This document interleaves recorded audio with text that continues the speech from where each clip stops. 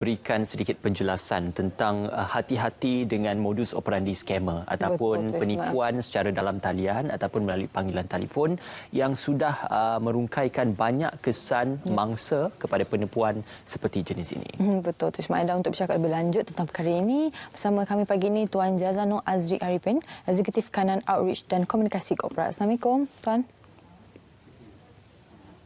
Waalaikumsalam warahmatullahi. Baik, terima kasih Tuan bersama dengan kami pada pagi ini. Sudah pastinya perkataan skamer itu selalu meniti di bibir masyarakat dan netizen. Namun modus operandi skamer ini berubah dan berevolusi saban hari mengikut kepada respon yang diterima oleh para pelanggan ataupun mangsa.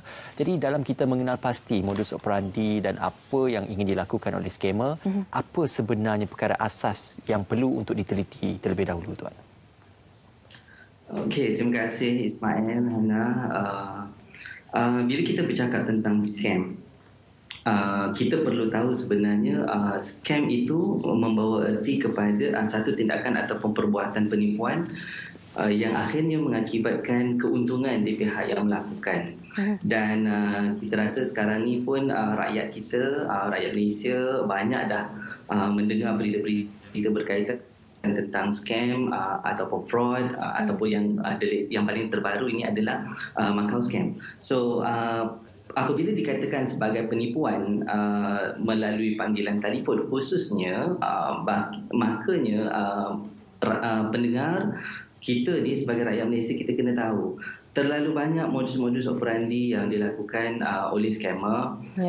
Kita ada antaranya adalah Macau scam, credit card scam, parcel scam, travel scam, love scam dan banyak lagi. So perkara pertama yang paling penting yang kita kena tahu adalah ciri-ciri untuk scammer ni. Dia biasanya kalau melalui panggilan telefon ni, satu, kita kena tahu bahawa kita pun tak akan kenal dengan siapa yang kita cakap, kebiasaannya. Tapi dengan kawan-kawan kita tahulah. Cuma apa yang paling kita nampak adalah cara urgency. Dia maksudnya dia bercakap dengan pantas, dia akan bercakap dengan laju, dia akan membuatkan kita rasa tak sempat nak berfikir, dan dia akan cuba kita kata macam menimbulkan rasa macam kita nak betul ke? Betul. Tapi at the end of the day kita akan tetap terpesona dengan kata-kata dia, dan akhirnya kita akan menjadi mangsa. Baik. Dan kalau kita lihat golongan yang sering terdedah dengan skamer ni, golongan orang tua ataupun golongan di luar bandar, mengapa mereka menjadi target daripada skamer ni dan apa yang harus mereka lakukan bila mereka mendapat panggilan daripada skamer?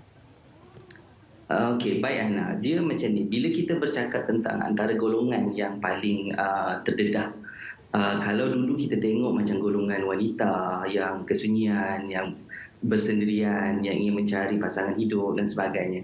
Tapi through times, kita dah nampak dah perubahan target scammer ini, iaitu dia lebih kepada macam dia tak kira siapa pun. Dan akhir-akhir ni kita lebih nampak banyak kes-kes yang melibatkan warga emas ataupun golongan pencen. Dia tak semestinya dikatakan dulu macam orang yang kurang berpendidikan, tapi sekarang ni profesional pun ada yang menjadi mangsa. Jadinya kita nak kena tengok sekarang ni kita kata macam objektif utama mereka adalah mereka ingin mendapatkan keuntungan. Dalam arti kata yang mudahnya adalah wang ringgit.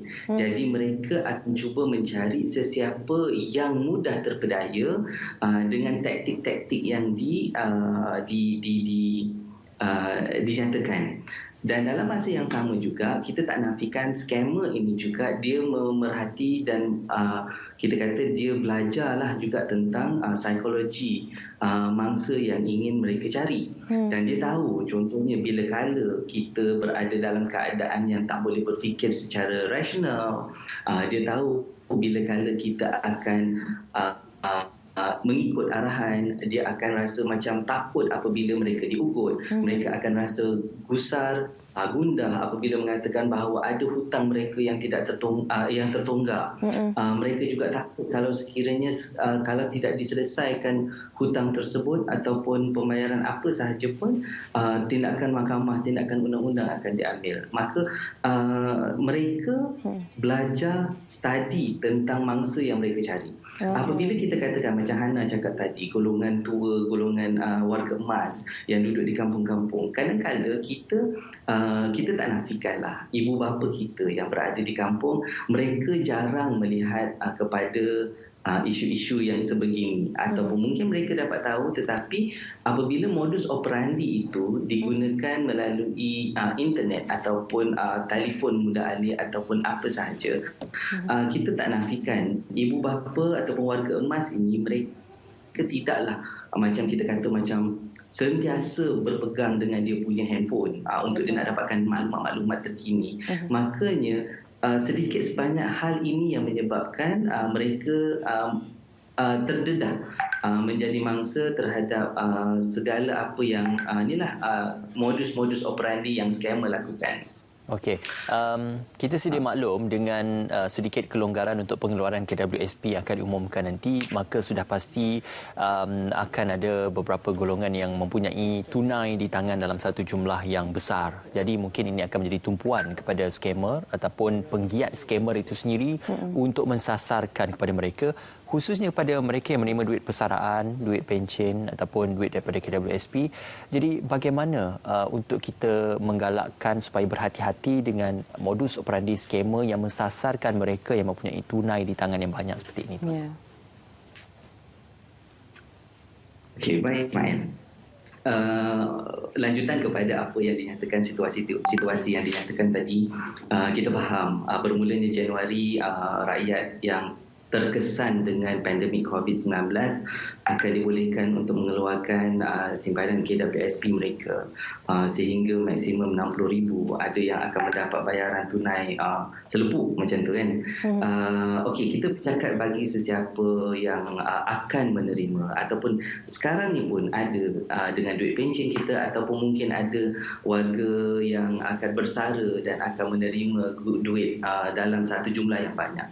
Perkara yang kita boleh nasihatkan kat sini sebenarnya adalah, perkara pertama, kita kena lihat kepada tujuan utamanya kita mengeluarkan duit tersebut untuk apa. Kalau sekiranya dia bagi tujuan untuk kelangsungan hidup, dia adalah bertujuan untuk kita meneruskan kita punya kehidupan, segala komitmen kehidupan kita yang ada, maka fokus kepada perkara tersebut terlebih dahulu.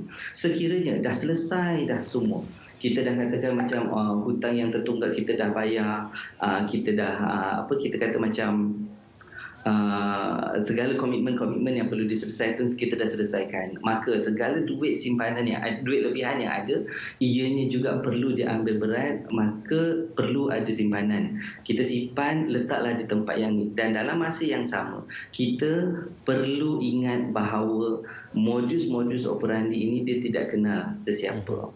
Dia akan usaha dan akhirnya menyebabkan kita sendiri leka. Oleh sebab itu, maka saya ingin nasihatkan kepada pendengar-pendengar semua, khususnya kepada sesiapa yang akan menerima jumlah wang yang banyak ini, maka perkara yang pertamanya, tolong fokus kepada apa tujuan utama wang itu akan digunakan.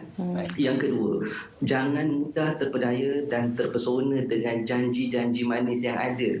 Wang pelaburan ke, kita kena ingat bahawa apa pun yang kita nak buat, macam contoh pelaburan, even kalau kita buat pelaburan sekarang pun, dalam tempoh masa setahun kita akan baru dapat dia punya dividen ataupun keuntungan. Tetapi kalau ada pelaburan yang menjanjikan dalam tempoh masa yang singkat, terlalu singkat, dan ianya adalah satu jumlah yang kita rasa betul ke? Kalau kita labur 100, esok kita boleh dapat 200, keuntungan 100%. Kita perlu memikirkan, adakah ianya betul, adakah ianya logik. Dan kita perlu juga berhati-hati dengan taktik-taktik. Okey, panggilan-panggilan telefon yang mengatakan kita ada hutang yang tak berbayar, kita ada suami kita mungkin ada hutang. Jadi perkara-perkara ini perlu dibincangkan bersama dan dimaklum. Kita sebagai pembuat hutang, kita perlu tahu status hutang kita. Kita perlu tahu sama ada kita culas membayar ataupun tidak. Kita perlu tahu sama ada bulan kita dah bayar ataupun tidak. Dan kita perlu tahu dengan bank mana kita ada hutang ataupun kita ada easy payment dekat mana. So makanya bila kita tahu dan kita ambil berat sama ada kita berkongsi dengan pasangan kita ataupun kita berkongsi dengan sesiapa sahaja yang kita rasa yakin untuk boleh mengingatkan kita bahawa perkara-perkara ini, maka ianya akan lebih terjamin.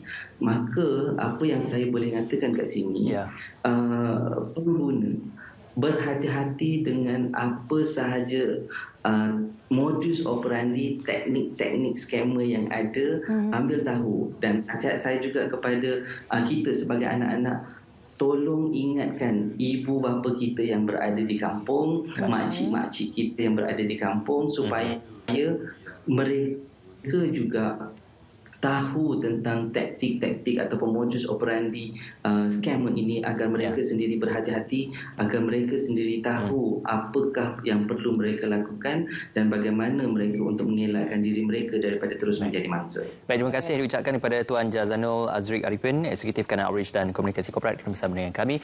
Kita akan ke cerita